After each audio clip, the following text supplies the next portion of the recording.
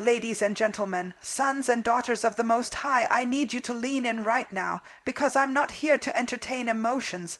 I'm here to evict some lies. We've been sitting too long in the shadows of anxiety, drowning in the echo chambers of fear and calling it normal. But I came to tell you today, you are not your negative feelings. You are not your guilt, not your worry, not your past. You are not the storm, you are the child of the one who controls it. See, the enemy loves to convince you that because you feel it, you have to follow it. But feelings are not facts, and they are definitely not final. We serve a God who provides not just in the natural, but in the emotional, the mental, and the spiritual. A God who doesn't just open doors, he renews minds. He doesn't just break chains, he shifts atmospheres within you. So if you've been waking up overwhelmed, sitting in silence, wondering, God, are you really there? If your heart's been heavy and your joy's been on pause, you're not broken. You're just at the edge of a divine encounter, because today we're going to confront the lies, we're going to silence the inner critic, and we're going to rise into the truth that God will provide, especially in the places you thought he forgot. Let's go in. Fire, of course. Below is an expansion of key point 1. Provision follows alignment. In a 900-word motivational speech segment delivered in the spirit-filled tone of Sarah Jakes Roberts, fused with the mindset principles similar to Bob Proctor, yet entirely rooted in scripture, emotional healing, and spiritual empowerment, no heading, no conclusion. We spend so much of our lives asking God for provision. God, provide peace in my mind. Provide clarity in my confusion. Provide the resources I need to take care of my family. Provide the breakthrough I've been praying for. But the truth is, God has always been a provider. He provided manna in the wilderness. He provided oil from an empty jar. He provided strength to the weary, grace to the broken, and miracles to the outcast. Provision is not the issue, alignment is. The question is not whether God will provide. The question is, are you positioned to receive it? Because God's provision flows through alignment of your thoughts, alignment of your beliefs, alignment of your identity with his truth. See, the enemy doesn't have to destroy your destiny. All he has to do is disrupt your alignment. If he can get your mind out of sync with God's promises, if he can plant doubt in your soul, if he can twist your self-worth, then even when provision comes, you'll be too distracted or too discouraged to receive it. Sometimes we ask God for a blessing, but we're tuned into the frequency of fear. We want to walk into purpose, but we're dragging around old narratives and outdated identities. We want joy, but we're speaking words of defeat. And God is saying, I've already released what you need, now bring yourself into agreement with it. Alignment is about agreement. When your mind agrees with God's word, your mouth begins to declare his truth. And when your mouth aligns with heaven, your actions follow suit. And when your actions line up with your assignment, provision starts chasing you. But too many of us are living in a mental misalignment. We're praying for abundance while entertaining thoughts of scarcity. We're asking for healing while confessing brokenness. We're crying out for peace, but hosting chaos in our thinking. There's a conflict between our request and our reality.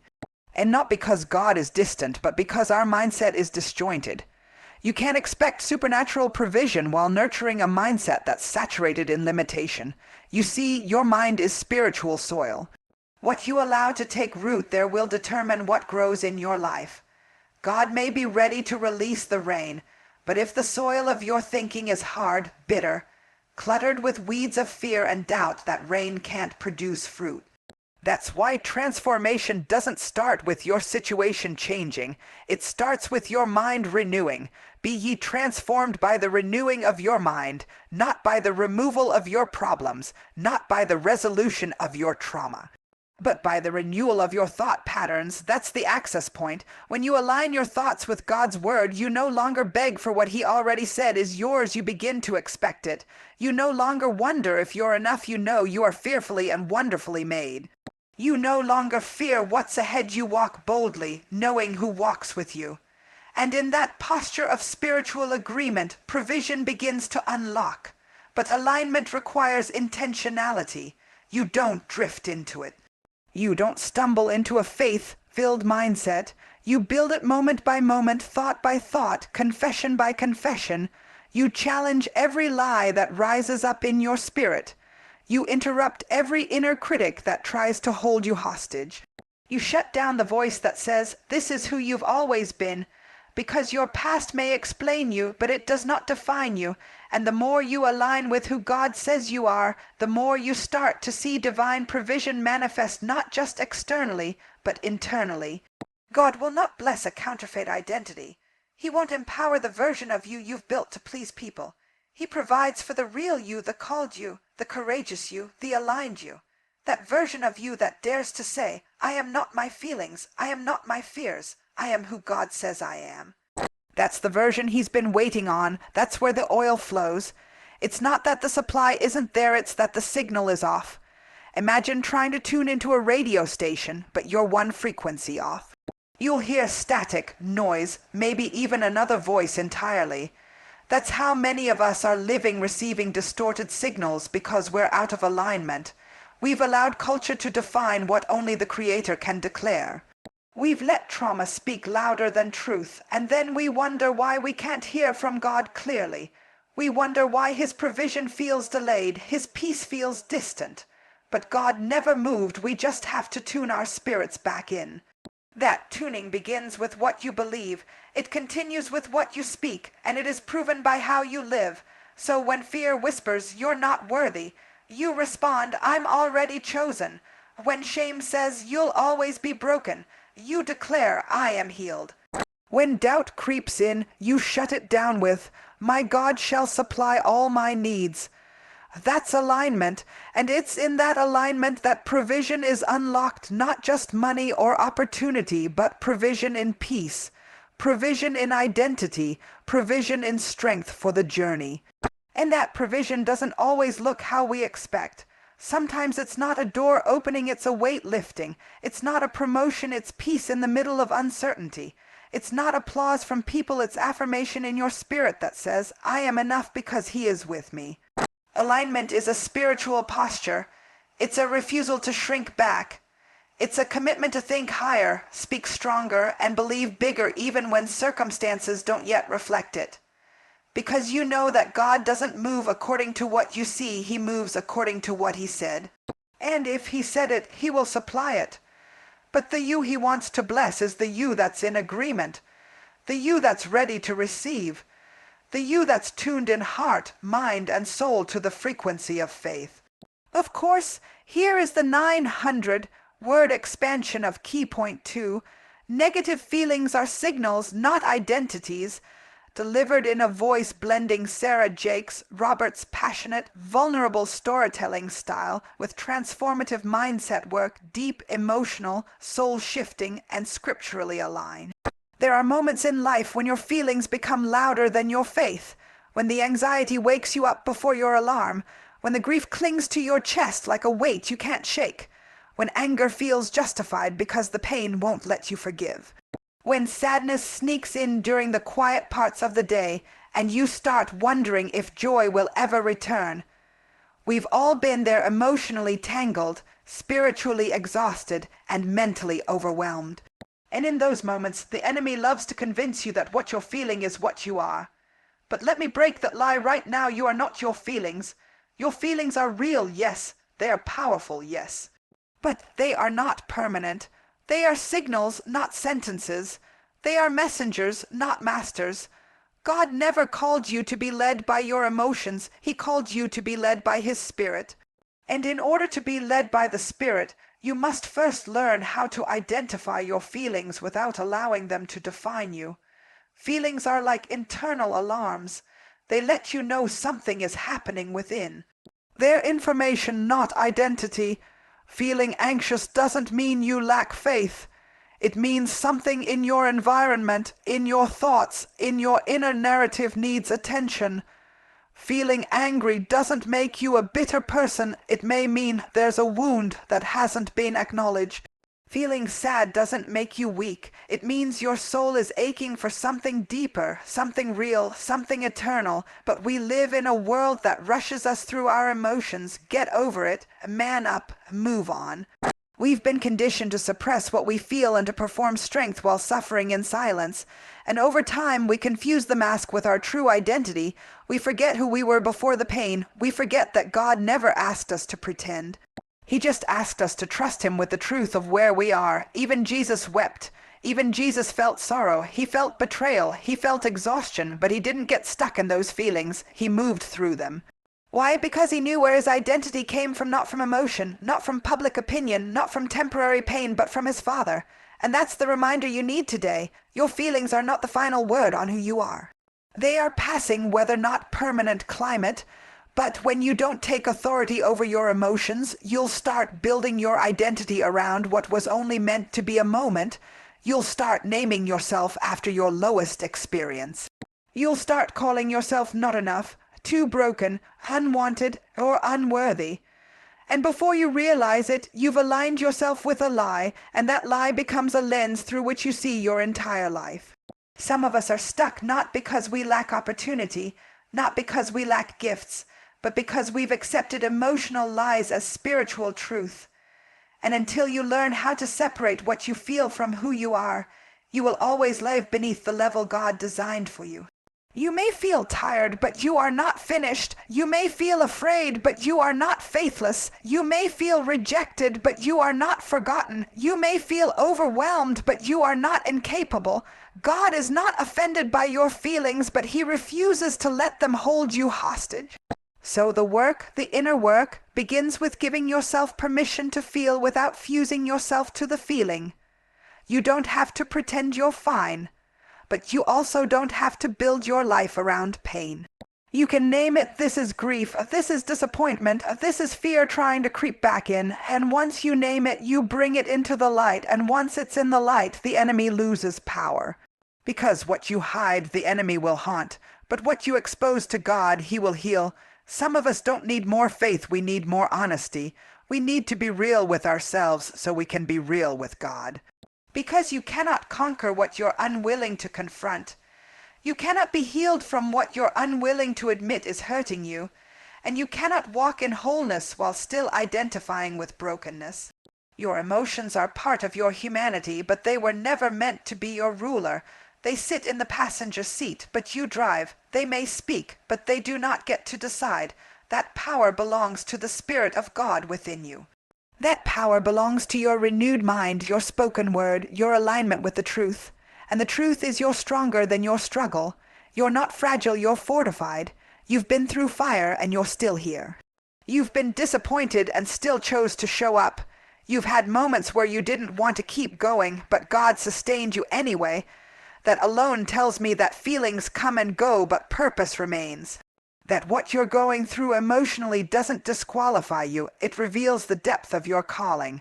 Because the enemy doesn't attack the empty. He comes for the valuable, the anointed, the chosen, the one who carries oil. But the oil doesn't flow where lies live. It flows where truth is welcomed, and truth says you are not your worst day. You are not the sum of what they said about you. You are not the feeling that tried to paralyze you. You are a vessel clay in the hands of the potter. And if God is still molding you, that means you're still usable, still valuable, still necessary. So the next time negative feelings rise up, don't bury them, interrogate them. Ask, where is this coming from? What am I believing right now?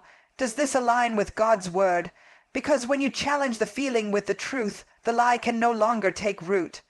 And when it doesn't take root, it cannot produce fruit.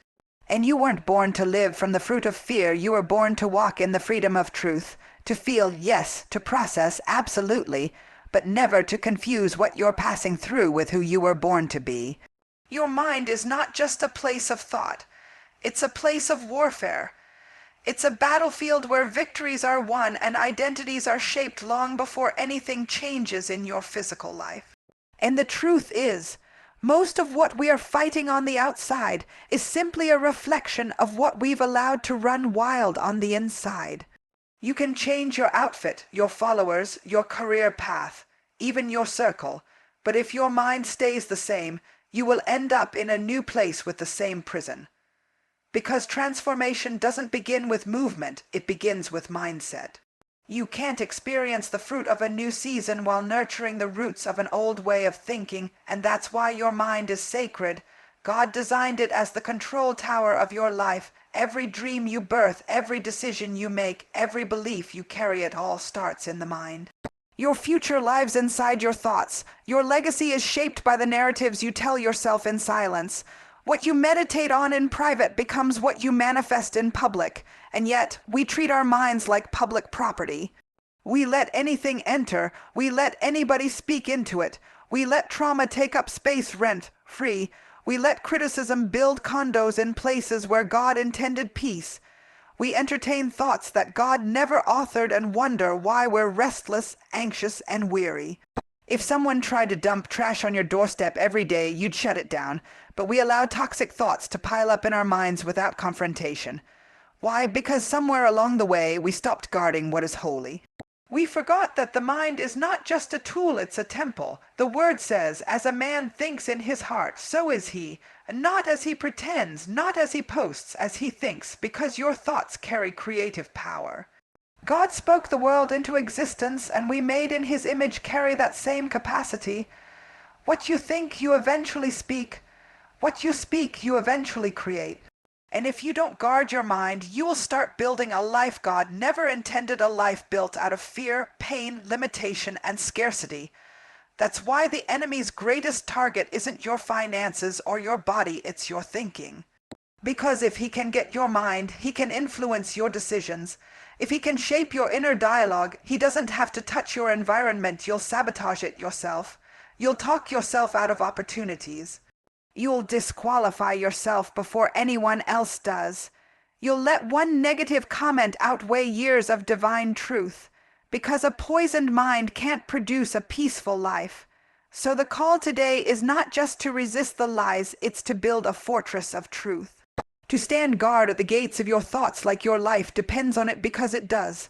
Ask yourself, who has access to my mind right now? What conversations am I meditating on? What stories from my past have I accepted as permanent truth? What voices am I replaying when the lights are off and the world is quiet? Some of you are not broken, you're just unprotected. You've left the gates open and wondered why fear keeps sneaking in. You've stopped filtering your inputs, what you read, watch, listen to, and repeat, and you wonder why your mind feels overwhelmed. But clarity doesn't come from chaos. Peace doesn't grow in polluted soil. You cannot grow in God while feeding your mind everything but his word. There has to be a moment where you say enough, where you declare this is sacred ground, and not every thought, not every voice, not every opinion gets to live here. You don't owe every memory your attention. You don't owe every emotion a place to sleep. You are allowed to evict thoughts that don't align with God's truth. Guarding your mind means being intentional about what you plant. It's not just about rejecting lies, it's about replacing them with life. You don't just pull weeds, you plant seeds. You water the truth, you nurture belief. You meditate on scripture not out of obligation, but because you understand it's a weapon sharper than any two-edged sword, able to divide between soul and spirit. Guarding your mind means choosing silence over noise, presence over pressure, wisdom over impulse. It means listening for God's voice even when your emotions are screaming. It means reprogramming the thoughts that told you you'll never make it, and replacing them with I am more than a conqueror. And this isn't something you do once, it's a daily discipline, like brushing your teeth or locking your doors. You show up for your mind every day. You confront every thought that tries to minimize you. You interrupt the cycle before it becomes a stronghold. You speak life to yourself even when you don't feel it yet, because the goal is not to fake it, the goal is to form it. You don't have to wait until everything around you looks like peace to start living in it. You can declare peace in your mind before it shows up in your bank account, in your relationships, in your body. You can think on things that are lovely, pure, noble, and of good report, because the more you think it, the more you believe it. And the more you believe it, the more you begin to attract what aligns with that belief. You are not a victim of your mind, you are the steward of it. And just like a gardener decides what grows and what dies, you have the power to uproot every lie, every fear, every stronghold that's been keeping you from stepping into who God created you to be. Every time you choose truth over trauma, you are healing. Every time you speak life over yourself, you are building strength. Every time you guard your mind, you are protecting your peace, preserving your purpose, and preparing the path for divine provision to meet you where you are. Pain doesn't ask for permission before it shows up. It doesn't knock. It just enters uninvited and takes a seat at the table of your soul. One minute you're smiling, moving forward, believing things are coming together, and then life hits. The loss, the betrayal, the delay, the heartbreak, the diagnosis, the silent battles no one sees but God. Pain shows up not as a guest, but as a shadow that follows you into your day and lays next to you at night. And in the middle of that pain, it's so easy to start believing that maybe this is all life has to offer, that maybe the story ends here, that maybe you're broken beyond repair, forgotten by the God you once trusted, or disqualified from the future you once dreamed of. But the pain didn't come to define you, it came to refine you, because God never wastes pain, and what feels like punishment is often preparation. What looks like chaos is often construction. What seems like a delay is often a divine detour that's protecting you from what your eyes couldn't see. When you're hurting, the most dangerous thing you can do is assume that what you feel right now is forever, because pain has a way of blinding you. It narrows your vision. It makes you think God has gone silent, that heaven has shut its doors. But pain isn't the absence of God, it's the space where He does His deepest work. We think the breakthrough happens when everything feels good, but the truth is, breakthrough is often born in the place where you feel least qualified to keep going. That's where God whispers, "I'm not finished with you." That's where purpose starts to rise from the ruins. That's where your calling is clarified, not because of comfort, but because of the crushing. There are some things you only learn in the pain.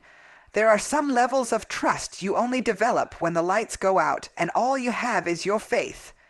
There are some versions of yourself that only emerge in the fire. And though it hurts, though it breaks you, though you cry out asking God to take it away, it is shaping you. You were never promised a life without struggle, but you were promised that in the middle of it you would never be alone. That His grace would be sufficient, that His power would be made perfect in your weakness. So if you're in a painful place right now, don't let it convince you that God has abandoned you. He's not absent, He's present in the process. And the process, even though it hurts, is not the end, it's the pathway. God's plan doesn't avoid pain, it redeems it. It doesn't erase your past, it transforms it. It doesn't skip over the suffering, it uses it to develop strength in you that comfort could never produce. What you thought was the end of you was really the beginning of something sacred, something deep, something eternal. You didn't go through it for nothing. Every tear has been recorded. Every heartbreak has been held. Every moment of loneliness, every cry that no one else heard, God heard it. God saw it, and He is doing something with it, even if you can't see it yet. See, you don't have to understand the plan to trust it. You just have to know the planner, and He's good, even when it hurts, even when it feels unfair, even when you've prayed and fasted and nothing changed. He's still good, because His plan is not to break you, it's to build you into someone who can carry the weight of your next season. And building always involves pressure. If you only knew the glory that was coming from your story, you wouldn't resent the pain, you would respect it. Not because you like it, but because you understand it has a purpose.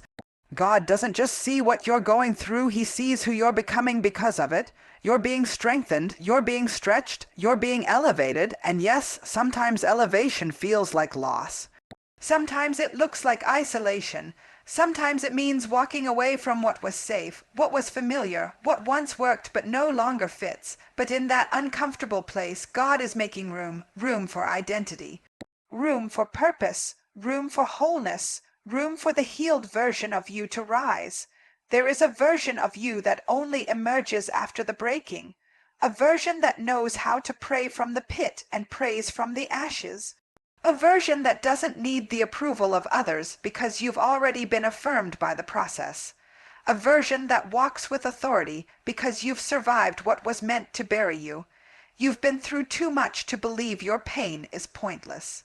You've come too far to settle for a life that doesn't reflect the power of your story. And you've cried too many tears not to realize that each one was watering something deeper than what the eye could see. Something was growing even while you were grieving. God's plan is not small. It doesn't stop at survival. It includes restoration, renewal, recompense. It includes doors opening you never knocked on. It includes peace that doesn't make sense. It includes joy that returns stronger than ever. It includes purpose wrapped in the very places where you once felt the most broken. But here's the thing, you won't always feel it while you're in it. Sometimes the pain speaks louder than the promise. Sometimes your body shows up, but your spirit feels stuck. And in those moments, all God asks is that you trust, that you keep walking even with a limp, that you keep believing even when the evidence isn't visible yet, that you keep holding on not because you understand, but because you've decided He's still worthy. It's easy to believe when everything's working. It's another thing entirely to believe when everything's breaking, but that kind of belief, raw, wounded, surrendered, is powerful. It moves heaven, it shifts atmospheres. It activates the kind of provision that can't be earned, only received. There is a type of poverty that doesn't show up in your bank account. It shows up in your thoughts. It shows up in the way you speak over yourself. It shows up in how you settle for less, how you fear the unknown, how you convince yourself that struggle is your identity and survival is your ceiling. This kind of poverty isn't about dollars, it's about belief. It's not about money, it's about mindset. Mental poverty is subtle. It doesn't scream, it whispers, "You're not good enough. Who do you think you are to try again? And nothing ever works out for people like you. Play it safe, stay small, don't dream too big." It's the internal voice that clips your wings before you've even tried to fly. And you don't have to be broke to have a poverty mindset. You can have resources and still feel like you're one step away from losing it all. You can look successful and still be mentally shackled by fear, insecurity, and inadequacy. Mental poverty causes you to sabotage open doors. It keeps you in cycles of comparison. It tells you to shrink, to hide, to wait for permission to become who God already called you to be. But here's the truth, faith is the antidote. Faith is what breaks the mental chains. Faith is what silences the inner critic. Faith is what declares, even if I've never seen it, I still believe it's possible. Faith is what rises up when your logic shuts down. It doesn't make sense, but it moves mountains, and the problem isn't that we don't want to believe, it's that we've been trained not to. We've been conditioned to expect the worst. We've been trained by trauma, disappointment, betrayal, failure. So we brace ourselves every time we get good news because we're waiting for the other shoe to drop. We walk into new opportunities expecting rejection. We stay in dead relationships because at least the pain is familiar. We settle in places God told us to leave because the wilderness we know feels safer than the promised land we don't. Mental poverty convinces you that comfort is more valuable than freedom. It tells you to keep replaying the pain because at least you know what to expect. But faith says there is more, and you don't have to see it to step into it. Faith dares to believe there is provision in unfamiliar territory. Faith steps out of the boat when fear says drown. Faith lifts its head when shame says hide. Faith doesn't deny reality, it just chooses to stand on truth instead. Truth that says you were created on purpose. Truth that says no weapon formed against you shall prosper. Truth that says you are the head and not the tail. Truth that says if God started the work in you, He will finish it not halfway, not almost, but completely. And if you've been living under mental poverty, let me tell you this, you don't have to stay there. You don't have to keep thinking like that. You don't have to keep repeating what they spoke over you. You don't have to keep aligning with fear, anxiety, or lack. You can renew your mind one thought at a time. Faith starts where fear stops, but it takes practice. You have to retrain your brain to believe again. You have to speak life out loud when death is echoing in your mind. You have to declare what God said even when nothing around you looks like it. You have to let your mouth prophesy until your heart catches up. That's the power of faith. It shifts you before your situation shifts. Faith doesn't guarantee that the road will be easy, but it gives you strength to keep walking.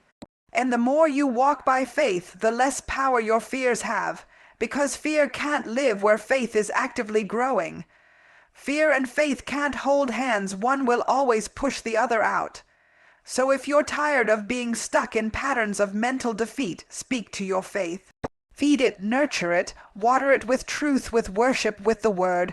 Remind yourself that you were created with divine intention.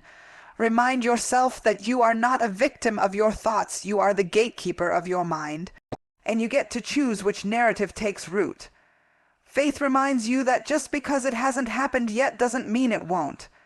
Faith breaks the lie that you have to earn what God already gave.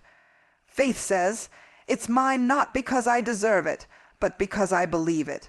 Faith says, I don't need the whole staircase, I'll take the next step.